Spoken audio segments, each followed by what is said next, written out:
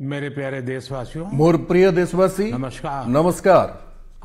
आज 2025 प्रथम मन की बात होउछि।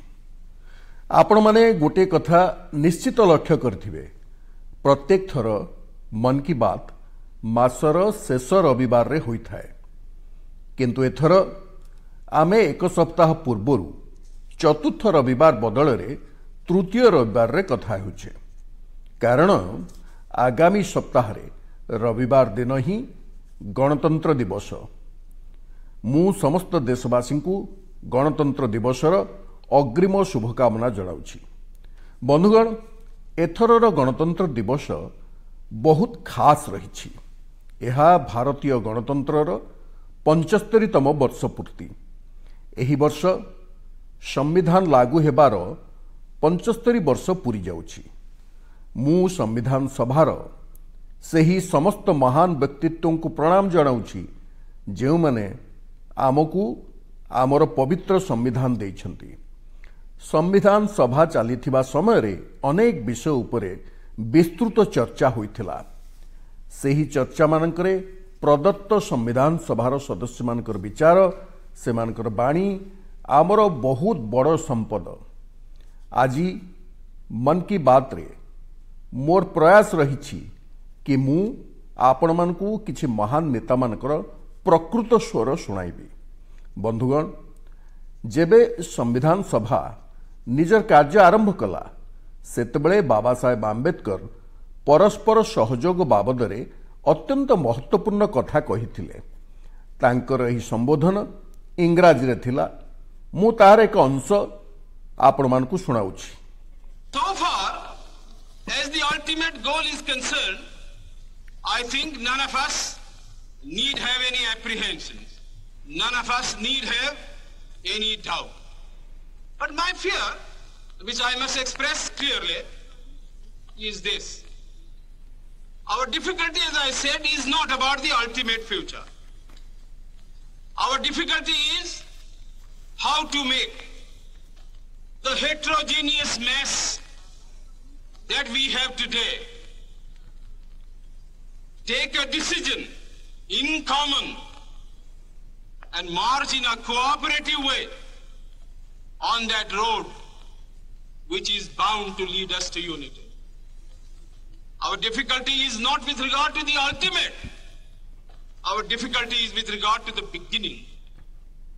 साथियों, बंधुगण, बाबा साहेब एकता उपरे जोर देउथिले जे संविधान सभा एका संगे एक मत हुई एवं मिलीमिशी समस्तक हित पई कार्य करुछि। मु आपनकु संविधान सभार आउ एक ऑडियो क्लिप सुनाउछि। एही ऑडियो हेउछि डॉक्टर राजेंद्र प्रसाद जींकर, जिए कि आम संविधान सभार मुख्य थिले। आसंतु डॉक्टर राजेंद्र प्रसाद जी को सुनिबा। हमारा इतिहास बताता है और हमारी संस्कृति सिखाती है कि हम शांति प्रिय हैं और रहें। हमारा साम्राज्य, हमारी फतेह दूसरे तरह की रही है। हमने दूसरों को जंजीरों से, चाहे वो लोहे की हो या सोने की, कभी नहीं बांधने की कोशिश की। हमने दूसरों को अपने साथ लोहे के जंजीर से भी ज्यादा मजबूत मगर सुंदर और सुखद रेशम के धागे से बांध रखा है, और वो बंधन धर्म का है, संस्कृति का है, ज्ञान का है। हम अब भी उसी रास्ते पर चलते रहेंगे और हमारी एक ही इच्छा और अभिलाषा है।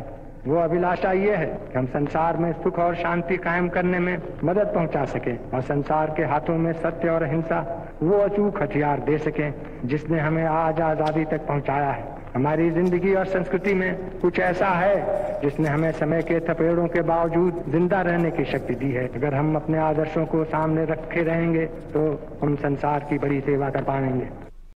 बंधुगण, डॉक्टर राजेंद्र प्रसाद जी मानवीय मूल्य प्रति देशर प्रतिबद्धता कथा कहिथिले।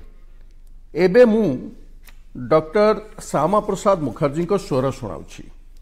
से समस्त को समान सुजोग विषय उठाइथिले। डॉक्टर श्यामा प्रसाद मुखर्जी कही Hopes are that we shall go ahead with our work in spite of all difficulties and thereby help to create that great India, which will be the motherland of not this community or that, not this class of it, but of every person, man, woman and child inhabiting in this great land, irrespective of race, caste, creed or community. Everyone to have an equal opportunity so that he or she can develop himself and herself according to the best talent and serve the great common motherland of theirs. बंधुगण, मोर आशा जे आपण को मध्य संविधान सभार एही वितर्कर प्रकृत audio clip सुनाउछि भल लागुथिबो। आमे सबु देशवासी एही विचार गुड़िकर प्रेरणा नहीं एभली एक भारत निर्माण निमंते कार्य करिबा जहा उपरे आम संविधान निर्माता मानकु गर्व हेबो। बंधुगण, गणतंत्र दिवसर गोटे दिन पूर्वरु 25 जनवरी रे रहिछि जातीय मतदाता दिवस।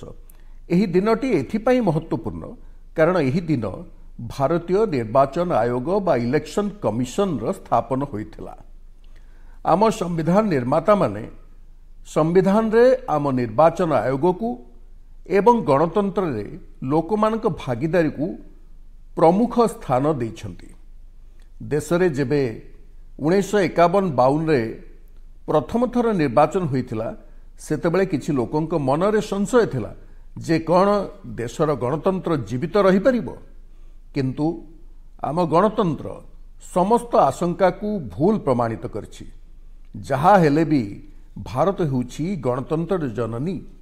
गत दशंधि रे मध्य देशर गणतंत्र सशक्त होइछि, समृद्ध होइछि। मु निर्वाचन आयोग को मध्य धन्यवाद देबी जे कि समय समय रे आमर मतदान प्रक्रिया को आधुनिक रूप दैछंती एवं मजबूत करछंती। आयोग पक्षरु जनशक्ति को अधिक दृढ़ता देबा पाई प्रजुक्ति विद्यार उपयोग करा जाइछि। मु निर्वाचन आयोग को निष्पक्ष निर्वाचन प्रतिबद्धता निमंते बधाई जणाउछि।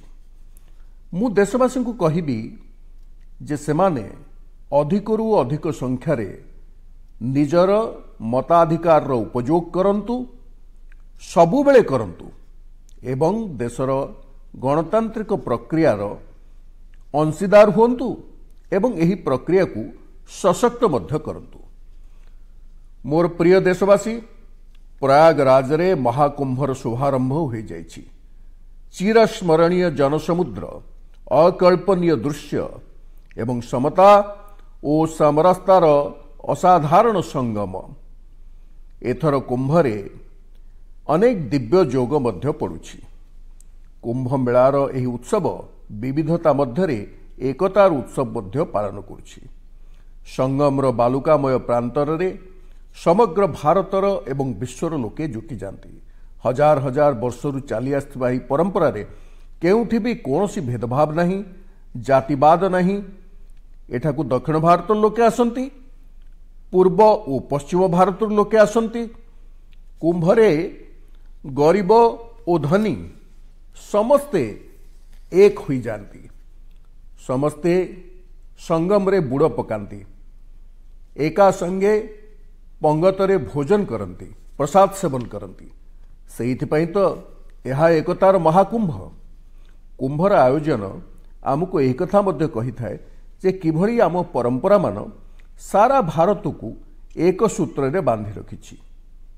आम मान्यता गुड़ी को मानिबार प्रणाली उत्तररू आरंभ करी दक्षिण पर्यंत प्राय एका भली। गोटे पटे प्रयागराज, उज्जैनी, नासिक एवं हरिद्वार रे कुंभ मेलार आयोजन होता है। सही भली दक्षिण भूभाग रे गोदावरी, कृष्णा, नर्मदा एवं कावेरी नदीर तटरे पुष्करम मेला होता है। यही दुईटी जाक पर्व आमर पवित्र नदी मानक सहित एवं यार मान्यता सहित जड़ित। सही भली कुंभकोणमरु तिरुक्कड़ियूर, कुडुवाशलरु तिरुचेराई पर्यंत एभली अनेक मंदिर रही जार परंपरा मान कुंभ मेला सहित जड़ी हुई रही। बंधुगण, एथर आपण माने समस्ते देखिथिबे जे कुंभ मेला रे युव वर्गर भागीदारी अत्यंत व्यापक भावे दृष्टिगोचर होउछि। आ यह मध्य सत्य जे युवपीढ़ी निजर सभ्यता सहित बेस गर्वरे जतबेले जड़ित हुअन्ति एहार मूल आहुरी दृढ़ हुए एवं सेतबेले एहार स्वर्णिम भविष्यत मध्य सुनिश्चित हो जाए। एथर कुंभर डिजिटल फुटप्रिंट गुड़ी को आमे बहुल भाव में देखुछु। कुंभर यह विश्वव्यापी लोकप्रियता प्रत्येक भारतीय गर्वर विषय। बंधुगण, किछि दिन पूर्वे पश्चिमबंगर गंगासागर मेलार मध्य विहंगम दृश्य आमे देखिछे। मकर संक्रांतिर पवित्र अवसर रे आयोजित यह मेलारे सारा दुनियारू आसीथिबा लक्ष लक्ष श्रद्धालु बुड़ पकाइछन्ति। कुंभ, पुष्करम एवं गंगासागर मेला आमर एही पर्वगुड़िक आमर सामाजिक मिलामिशा, सद्भाव एवं एकता को वृद्धि करिथांती। एही पर्व भारतर लोकमानकु भारतर परंपरा सहित जोड़ी थाए।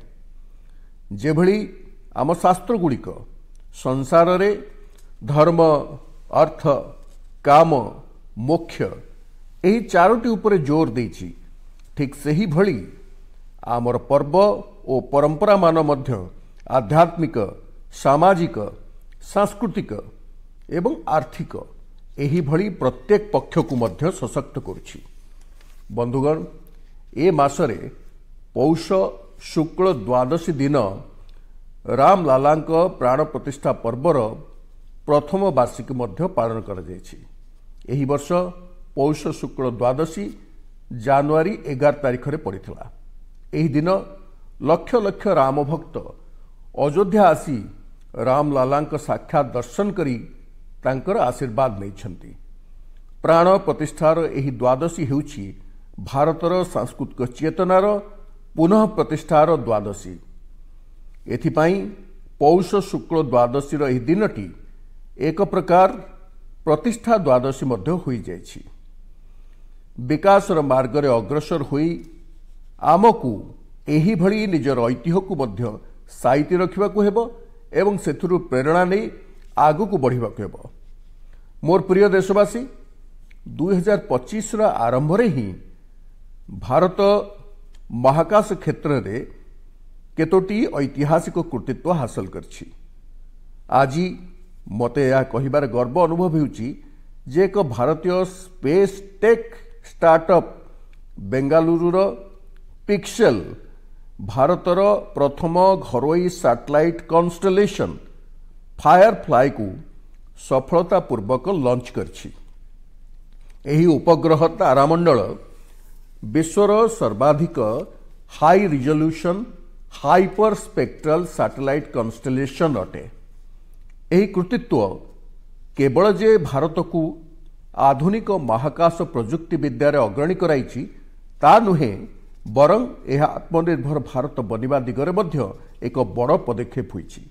एही सफलता आमर घरोई महाकाश क्षेत्रर वृद्धि पाउथबा शक्ति और नवनिर्माणर प्रतीक। मु एही कृतित्व पई पिक्सेलर टीम, इसरो एवं इन स्पेस को समग्र देश तरफरु अभिनंदन जनाउछि। बंधुगण, किछि दिन पूर्वे आम वैज्ञानिक माने महाकाश क्षेत्र रे ही आउ एक बड़ उपलब्धि हासिल करछन्ति। आम वैज्ञानिक माने सैटेलाइटर स्पेस डॉकिंग कराइछन्ति।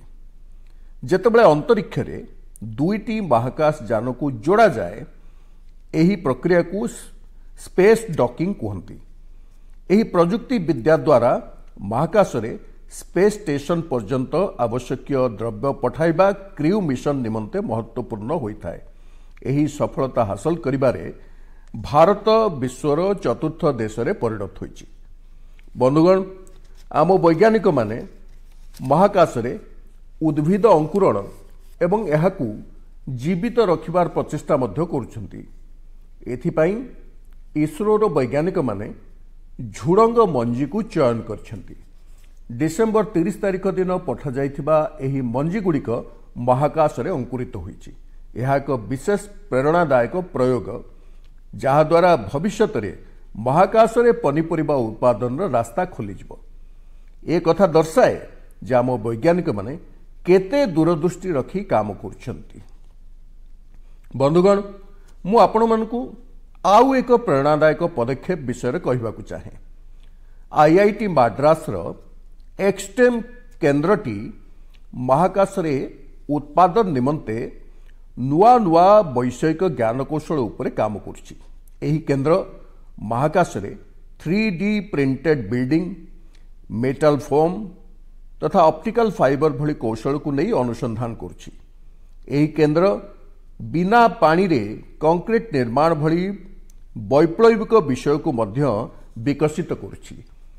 ଏକ୍ସଟେମ୍ର ଏହି ଅନୁସନ୍ଧାନ ଭାରତର ଗଗନଯାନ ମିଶନ ଏବଂ ଭବିଷ୍ୟତର ମହାକାଶ କେନ୍ଦ୍ରକୁ ଶକ୍ତି ପ୍ରଦାନ କରିବ। ଏହାଦ୍ୱାରା ନିର୍ମାଣ ଶିଳ୍ପରେ ଆଧୁନିକ ଜ୍ଞାନକୌଶଳର ନୂତନ ରାସ୍ତା ମଧ୍ୟ ଖୋଲିଯିବ। ବନ୍ଧୁଗଣ, ଏ ସମସ୍ତ ଉପଲବ୍ଧି ଏ କଥାକୁ ପ୍ରମାଣିତ କରେ ଯେ ଭାରତର ବୈଜ୍ଞାନିକ ଓ ଉଦ୍ଭାବକମାନେ ଭବିଷ୍ୟତର ଆହ୍ୱାନଗୁଡ଼ିକର ସମାଧାନ ନିମନ୍ତେ କେତେ ଦୂରଦର୍ଶୀ। ଆମ ଦେଶ ଆଜି ମହାକାଶ ଜ୍ଞାନକୌଶଳରେ ନୂତନ କୀର୍ତ୍ତିମାନ ସ୍ଥାପନ କରୁଛି। ମୁଁ ସମସ୍ତ ଦେଶବାସୀଙ୍କ ପକ୍ଷରୁ ଭାରତର ବୈଜ୍ଞାନିକ, ଉଦ୍ଭାବକ ଓ ଯୁବ ଉଦ୍ୟୋଗୀମାନଙ୍କୁ ଶୁଭକାମନା ଜଣାଉଛି। ମୋର ପ୍ରିୟ ଦେଶବାସୀ, ଆପଣମାନେ ଅନେକ ଥର ମାନବ ଓ ପଶୁମାନଙ୍କ ଅଦ୍ଭୁତ ବନ୍ଧୁତ୍ୱର ବିରଳ ଚିତ୍ରମାନ ଦେଖିଥିବେ। ଆପଣମାନେ ପଶୁମାନଙ୍କ ବିଶ୍ୱସ୍ତତାକୁ ନେଇ ଅନେକ କାହାଣୀ ଶୁଣିଥିବେ। ପାଳିତ ପଶୁ ହୁଅନ୍ତୁ ଅଥବା ଜଙ୍ଗଲୀ ପଶୁ, ମାନବ ସହିତ ଏମାନଙ୍କର ସମ୍ବନ୍ଧ ଆମକୁ ଅନେକ ଥର ଚକିତ କରିଦେଇଥାଏ।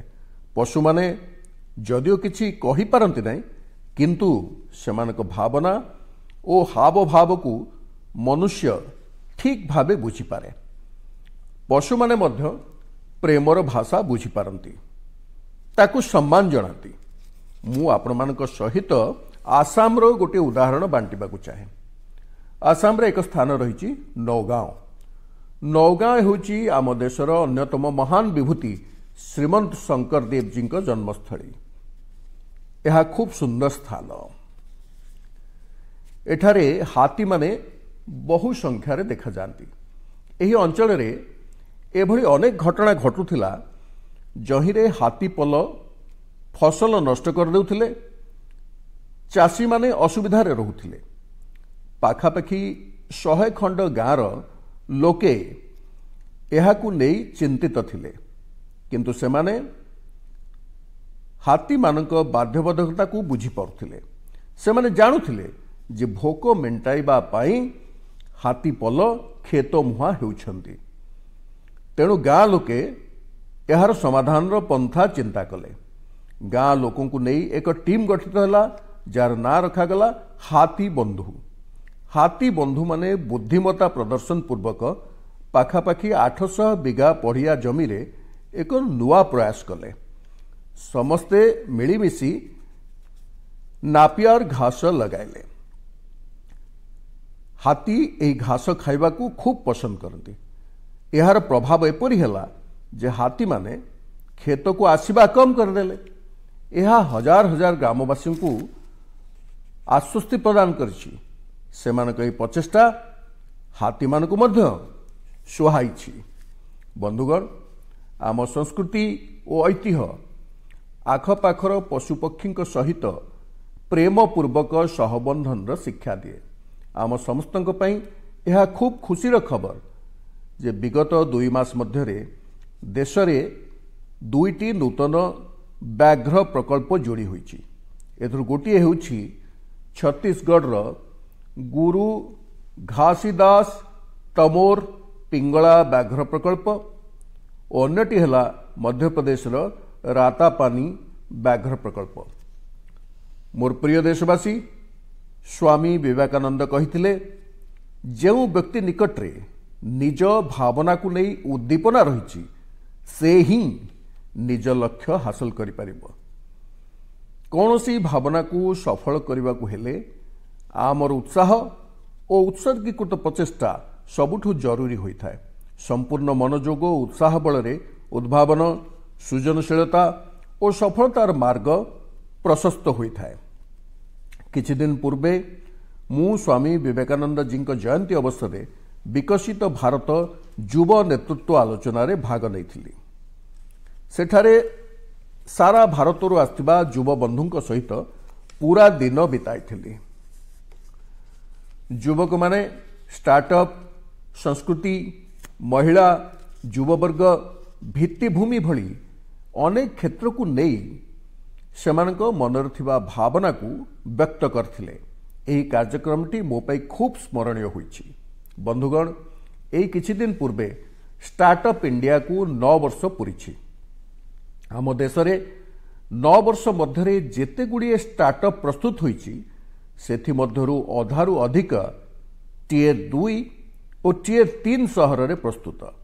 एक कथा सुनी प्रत्येक देशवासी को हृदय खुशी रे भरी उठुछि जे आम स्टार्टअप गुड़िक केवल बड़ बड़ सहर जाए सीमित होई रही नाही।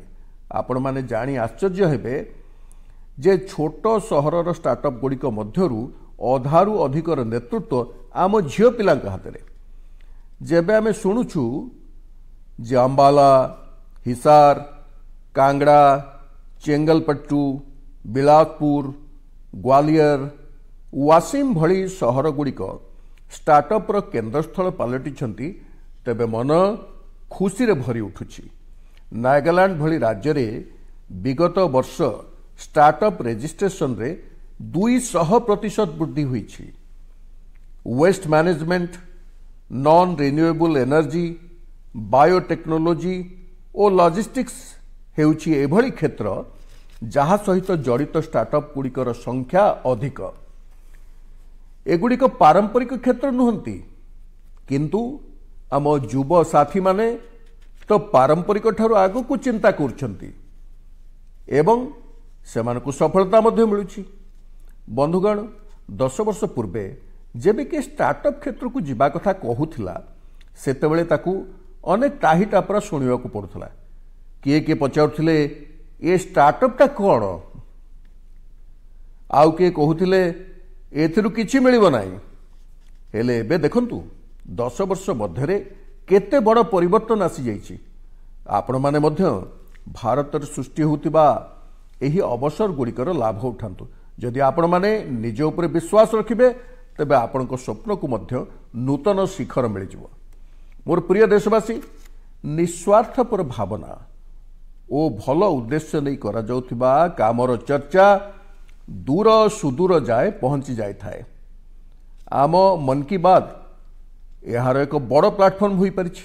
आमर ए विशाल देश रे दूर दूरांतर कर्तव्य भावना नहीं जदि के भल काम करछि कर्तव्यर भावना को आगरे रखुछि तेबे ताकू लोकलोचन को आनिबा निमंते यह एक उत्तम मंच पलटिछि। अरुणाचल प्रदेश दीपक नाबाम जी सेवा क्षेत्र में एक अनन्य उदाहरण प्रस्तुत करछंती। दीपक जी एठारे लिविंग होम परिचालना करछंती जोंठी मानसिक रोगी शारीरिक अक्षम और वयोज्येष्ठ मानक सेवा करा जाउछि। एठारे ड्रग सेवनकारी देखाशुना मध्य करा जाउछि। दीपक नाबाम जी अन्यर बिना सहायता रे समाजर वंचित हिंसा प्रपीड़ित और बासहीन लोकं को सहारा देवार अभियान आरंभ करछंती। आज तांकर सेवा कर्म एक संस्थार रूप नहीं सारी।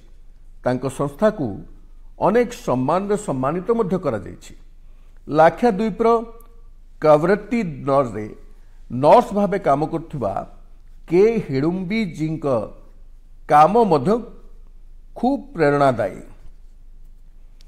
आपण जानी आश्चर्य हेबे जे से 18 वर्ष पूर्वे सरकारी चाकरी अवसर नहीं सारी किंतु आज मध्य सेही करुणा और स्नेहर सहित लोकों सेवारे जुटी रहिचंती जेपरी पूर्वरु करुथिले। लाक्षाद्वीपर केजी मोहम्मद जी प्रचेष्टा अद्भुत। तांकर परिश्रम बल मिनिकय द्वीपर मेराइन इकोसिस्टम मजबूत होउछि। से परिवेश प्रति लोकंक सचेतनता वृद्धि निमंते अनेक गीत रचना करछन्ती। तांकू लाक्षाद्वीप साहित्य कला अकादमी पक्षरु श्रेष्ठ लोकगीत सम्मान प्रदान करा जायछि। केजी मोहम्मद अवसर नेबा परे एबे सेठाकार संग्रहालय सह जड़ित होई कार्य करछन्ती। बंधुगण, आउ एक भल खबर अंडमान और निकोबर द्वीप समूह आसी। निकोबर जिलार विशुद्ध नड़िया तेल को एई निकटरे जीआई टैग मिली। विशुद्ध खाइबा नड़िया तेल को जीआई टैग मिलवा परे सेठारे आउ एक पदक्षेप निया जायछि। एही तेल उत्पादन सह जड़ित महिला मानकू संगठित करी स्वयं सहायक गोष्ठी तैयारी करा जाउछि। सेमानकू मार्केटिंग और ब्रांडिंग पई विशेष प्रशिक्षण मध्य दिया जाउछि। एहा आम आदिवासी वर्गों को आर्थिक रूपे सशक्त करने दिगरे एक बड़ पदक्षेप।